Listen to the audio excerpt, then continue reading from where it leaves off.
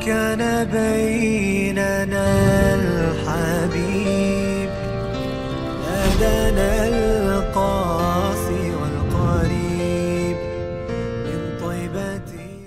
Jadi kita dakwah ni sebetulnya tolong menolong ya. Wa ta'awanu 'alal birri wat taqwa wa la ta'awanu 'alal ismi wal 'udwan.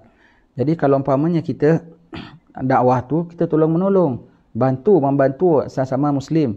Bantu apa? Bantu meringankan beban dia. Beban apa? Beban kejahilan. Dan bantu memberi manfaat kepada dia. Manfaat apa? Manfaat pelajaran, ilmu.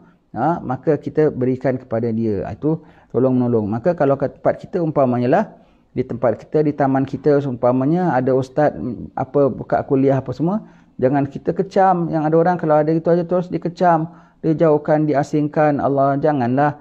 Jangan. Kita kena sifat ukhuwah ya tentang ilmu ini. Dan kerana apa? Ustaz tu sedang membantu kita. Dia membantu kita untuk apa? Menyebarkan ilmu kepada kita.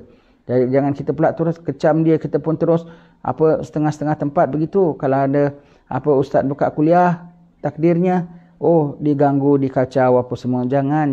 Tu kiranya tolong menolong. Dia menolong anda tu. Dia menolong anda ya, dia menolong anda dalam kerja dakwah. Kalau tempat kita ada satu tiba-tiba ustaz dari Pahang datang. Ustaz dari Terengganu datang buka kuliah tempat kita. Alhamdulillah, ahlan wa sahlan ya. Kerana apa? Dia bantu kita. Patutnya tu kerja kita. Ya. Saya teringat dulu ada salah seorang qadi ya. Apabila orang mengatakan di sana orang buka kuliah, sini ada orang buka kuliah, dia terus bilang alhamdulillah dia bantu kerja aku tu. Dia bantu kerja, patut aku yang kena pergi dakwah di sana di sini. Tu tugas aku, tanggungjawab aku. Tapi alhamdulillah ada orang yang bantu. Ada orang yang bantu. Syukur. Begitu ya. Baik, tolong menolong yang diperintahkan adalah dalam hal menyediakan perkara kebaikan, menghindarkan kejahatan dan permusuhan sesuai dengan kemampuan. Ikut kemampuan kita masing-masing ya. Ikut kemampuan. Malah dalam hadis lain Rasulullah sallallahu alaihi wasallam bersabda, barang siapa membetulkan orang bid'ah, Allah akan memenuhi hatinya rasa aman dan iman. Barang siapa menghinakannya, Allah akan melamatkannya di hari kiamat. Barang siapa melakukan amar ma'ruf nahi mungkar, dia khalifah Allah di atas muka bumi. Malah khalifah kitab dan khalifah rasulnya. Allah maja'alna minhum. Allah maja'alna minhum.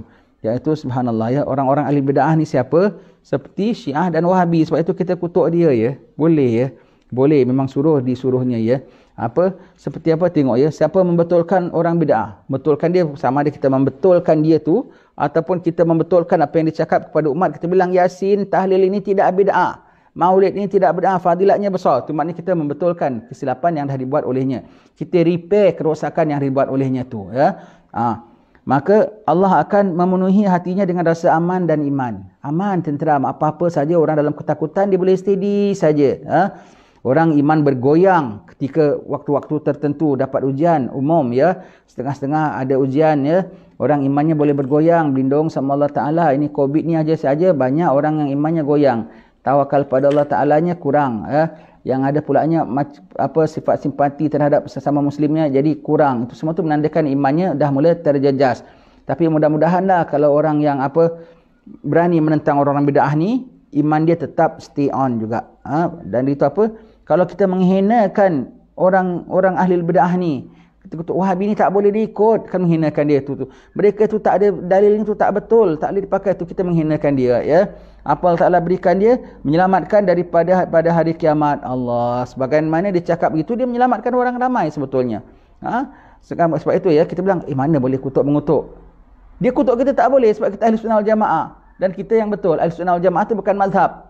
Ahli sunnah wal jamaah tu agama. Agama Islam itulah ahli sunnah wal jamaah ya. Yang ahli sunnah Nabi sallallahu alaihi wasallam, dan itu the big jamaah, itulah umat. Ahli sunnah wal jamaah itulah umat Islam.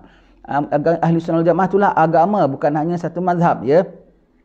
Jadi dia kutuk kita tak boleh sebab kita dari dasar yang benar. Dia kutuk kita bermakna dia kutuk Rasulullah, dia kutuk kita bermakna dia kutuk imam, dia kutuk pada sahabat.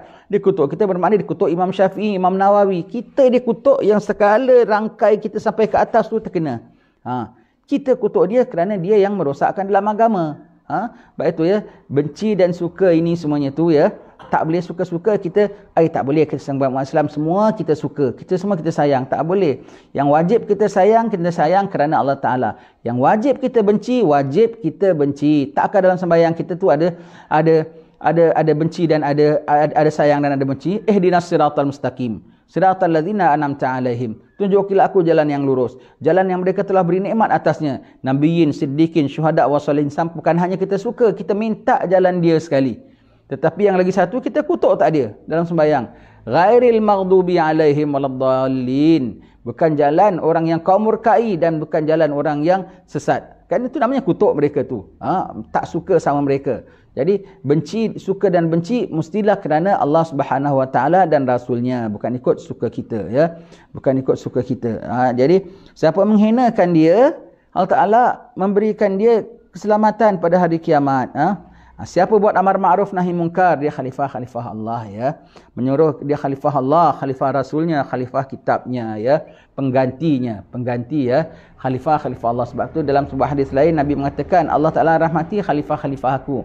Maka sahabat tanya, siapa khalifahmu ya Rasulullah? Orang yang datang selepas aku, menegakkan sunnah aku, setelah orang dah tak hidupkan lagi.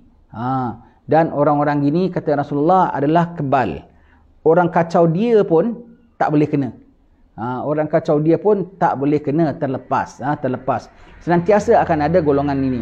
Senantiasa ada golongan ini, khalifah Rasulullah, ya. Ingat je, yang nama khalifah tu bukan hanya yang takbir, ya. Khalifah tu maknanya apa? Pengganti, ya. Khalifah tu, setahu kita khalifah tu pengganti. Setahu kita khalifah tu ketua. Ini khalifah kumpulan nasyid. Kok ada khalifah? Ini khalifah kumpulan marhaban, khalifahnya. Bukan sebab apa Sayyidina Abu Bakar tu khalifah, ganti Rasulullah, maka dia menyandang jawatan Amirul Mukminin. Sayyidina Umar khalifah bagi khalifah Rasulullah, maka gelarannya Amirul Mukminin saja. Sayyidina Umar Al-Khattab, ya, begitu, ya. Jadi khalifah pengganti ini, ya. Jadi khalifah Rasulullah sallallahu alaihi wasallam tidak bermakna khalifah itu yang pegang tampuk pemerintahan. Dalam Islam yang pegang tampuk pemerintahan, khalifah hanya 8 orang saja.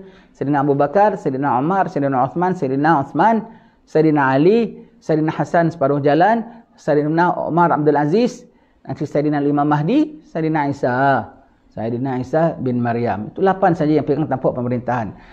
Tak semestinya yang nama khalifah pegang tampuk pemerintahan. Imam Syafi'i khalifah pada zamannya, tapi dia pegang pemerintahan tak? Tidak. Imam Ghazali khalifah pada zamannya, pegang pemerintahan tak? Tidak. Imam Nawawi khalifah, Imam Ibn Hajar khalifah, Kiai Nawawi Banten tu khalifah, kiai-kiai kita semua khalifah di tempat-tempatnya. Kiai Nur khalifah di tempat kita sini, Kiai Kusen khalifah di tempat sini, Padil apa Semarang, Kiai Fulan khalifah di tempatnya sana, semua tu. Habib Abdullah Al-Jufri khalifah di Singapura, Habib Ali bin Jaafar khalifah di Batu Fahad, begitu khalifah. Seperti tak semua khalifah pegang pemerintahan. Seperti zaman Nabi Ibrahim alaihissalam ketika di Babylon, di Babil sana, negeri Babil. Siapa khalifahnya? Ya, Nabi Ibrahim alaihissalam, khalifah Allah. Tapi siapa yang pegang pentadbiran? Namrud. Di Mesir, yang pegang pentadbirannya siapa? Firaun. Tapi khalifah yang sebenarnya siapa? Nabi Musa alaihissalam. Ketahuilah, dengan khalifah-khalifah ini semua hidup jadi aman damai, hidup jadi teratur semuanya. Ya, itulah khalifah Allah. Baik, kita nak cakap, minta maaflah kita terus cakap di sini, ya. Kita ni hidup dalam bermasyarakat, tak kisahlah di Singapura baik, di Malaysia baik, di Indonesia baik, di mana satu dunia sekalipun, yang kita ni tak mencuri, yang kita ni tak berzina, tak minum arak. Kerana kanon negeri kita ada undang-undang tak boleh minum arak, kena rotan, kena pancung ke? Atau kita lebih takut tak minum arak lantaran takut kena rotan, takut kena potong tangan kalau mencuri, ataupun kerana lantaran kanon, ataupun lantaran nasihat ulama. Undang-undang negeri kita tak ada potong tangan, undang-undang kita tak ada arak kena rotan. Mari kita minum arak lah kalau gitu. Tak berani buat. Kenapa? Tak sembahyang kena pancung. Tak berani ninggalkan sembahyang. Negeri kita tak ada undang-undang itu. Kenapa? Siapa yang membuat kita tak berani? Ulama. Mereka khalifah tak sebetulnya? Dengan ada mereka, kita hidup aman damai. Kita hidup aman damai, akur antara satu sama lain. Mereka khalifah Allah atas muka bumi ini, ya. Khalifah Allah atas muka bumi ini. Ya. Dari Hudzaifah radhiyallahu an, dia berkata, akan datang masa di mana manusia lebih suka mendapat bangkai himar daripada kehadiran seorang mukmin yang memerintah dan melarang mereka. Allah. Dapat bangkai keldai lagi disuka. Dapat orang datang kat tempat mereka, orang yang hadir kepada mereka untuk membetulkan urusan mereka, untuk mengajar kepada mereka. Kenapa sebut hadir ya? Sebab adatnya alim-alim ulama ni memang dihadirkan tau, bukan pada tempat dia sendiri terbit. Takdirnya memang dia dihadirkan. Di tempatnya sendiri nanti dia dah ada, nanti takdirnya dipindahkan. Senantiasa tempat-tempat kita sini aja, kiai-kiai kita asal daripada mana dulu? Asal dari Jawa. Semua didatangkan. Didatangkan. Adatnya orang alim di tempatan jarang yang orang lokal. Orang lokal pergi sana, orang sana pergi lokal. Begitu ya. Adatnya begitu ya. Dihadirkan. Tapi akan satu zaman, kalau ada kiai datang, ada ustaz datang tempat dia tak senang. Kalau ada bangkai keldai, dia lagi senang. Bangkai keldai dia lagi suka. Maknanya apa? Bangkai keldai ada guna tak? Bangkai kambing pun tak ada guna. Bangkai keldai lagi tak ada guna. Tapi dia bangkai keldai pun aku lagi sukalah daripada ada ustaz datang tempat dia. Adatnya orang alim ya, adatnya orang-orang mengajar ni, adatnya memang dari luar yang datang. Adatnya memang dari luar dia datang. Kita tengok hatta dalam jabatan-jabatan agama sekalipun, biasanya nanti kadi sana dipindahkan sini, kadi sini dipindahkan sana, ustaz sini dipindahkan sana, ustaz sana dipindahkan sini kan. Memang sistem dalam agama biasanya begitu. Memang begitu. Imam Syafi'i kita saja. Kemudian pindah ke mana? Pindah ke Madinah belajar dengan Imam Malik. Kemudian pindah ke mana? Pindah ke Yaman. Kemudian last pergi mana? Pergi ke Mesir. Pergi ke Mesir. Begitu ya. Begitu ulama-ulama ni saling berpindah-pindah. Kiai Nawawi Banten kita dari Jawa. Pindah ke mana? Pindah ke Mekah. Mengajar di Mekah jadi Imam Masjidil Haram lagi pun. Kemudian balik ke mana? Balik ke Jawa. Nak bantu perang di Ponorogo. Tetapi Pangeran Diponegoro tolak.